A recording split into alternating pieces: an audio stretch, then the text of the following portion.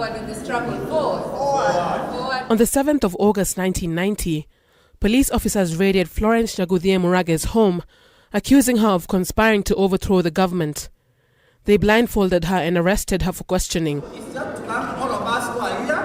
Murage became the first woman in Kenya to be detained at the infamous Nyayo House torture chambers. When we reached 26th floor, they removed the blindfolds, and I found myself in a boardroom with about 12 men.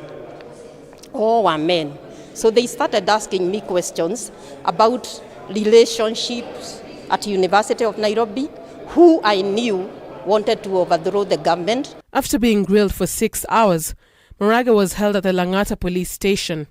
She would later be charged with sedition. Because the document they said that, that they took from my house criticized the government. They said it had an article called Security Homeboys that was criticizing the relationship of his tribe. They entered an arrest process, but they told me they could arrest me any other time. So you can imagine living with fear, looking your shoulder to see who is following you. Murage is not alone. Paulo Aminga and Frederick Gadhuku also tell harrowing tales of abuse at the Nyayo House torture chambers. They picked me from here, naked. Took me up, removed the mask.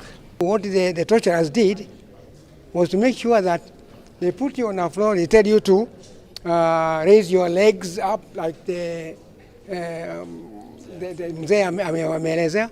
Unaambiwa uweke miguu yako hiyo 45 degrees. Wewe una compass ya kupima. Sio ndio wanakuja mmoja anatoka juu. Anasema wewe umepita 45.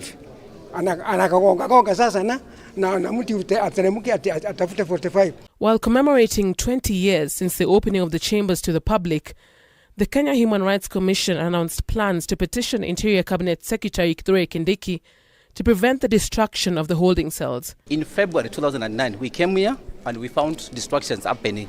We went to court and we got orders to preserve the chambers because that was the time when the TJRC process was happening. So we said you cannot destroy the evidence which is going to be part of the hearings. So I think we'll revisit that issue so that this kind of refurbishment is stopped. The former detainees now want the government to set up a museum at the site to honor the history of their struggle and preserve it for posterity. Muriel Adhiambo, K24, Nairobi.